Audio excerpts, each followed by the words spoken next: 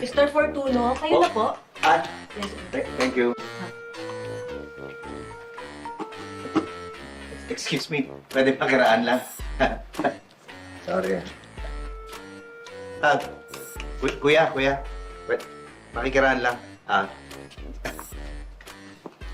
Lang. Woo! Ay!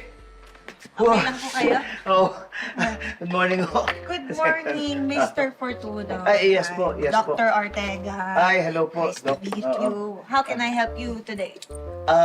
Magpapaano po sana ako, magpaparetoke po ako. Ano pong gusto niyong iparito? Ito pong palad ko.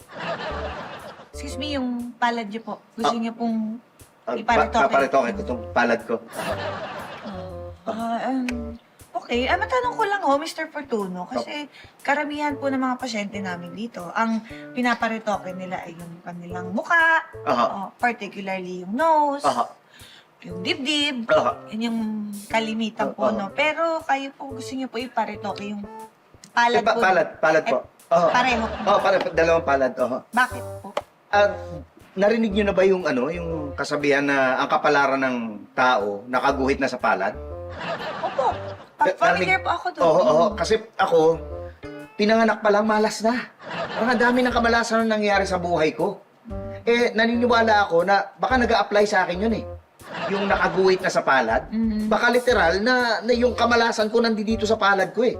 Kaya gusto ko iparetoke itong guhit ng palad ko. Gusto ko maiba. Maiiba. Oo, para maiba naman yung magkaswerte naman ako sa buhay. Hindi puro malas nangyayari sa akin.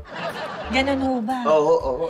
Well, alam niyo po, dito sa clinic namin, no, nagbibigay po kami ng advice sa mga patients namin. Opo. Pero sa huli, syempre, yung gusto po ng patients ang nasusunod.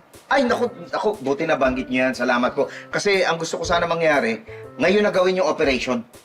Today? Ngayon na mismo. Kasi gusto ko nang matapos yung kamalasan ko. Gusto ko na mabago yung guhit ng palad ko para swertihin na ako.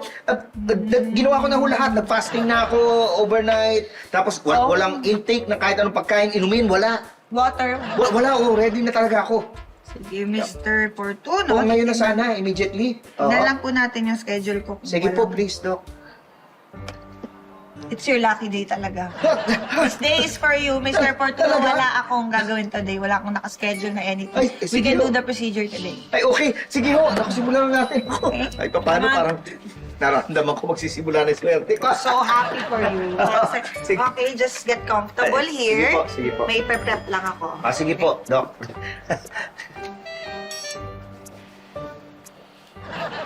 Okay? Okay na po. All done. Diba? Ang dali Ang lang. bilis, oh. Basta Mr. Fortuno, after 2 weeks, balik lang po kayo dito para matanggal natin yung bandages. Aha. Huwag niyo lang po kalimutan inumin yung mga gamot na binigay ko para walang infection. Okay, sige. Thank you po. Clean. Ako, nararamdaman ko talaga. Magsisimula na yung swerte sa buhay ko. So excited for you. Sige po. Yay! Salamat po. Ay, ako na po. Sige. Ay, thank you. Okay. Thank you. Have Salamat. a lucky day.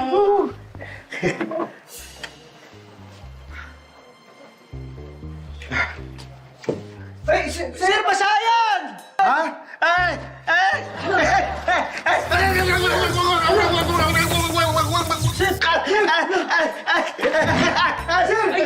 Ay! Sir, excuse me! Sir, excuse me! Sir!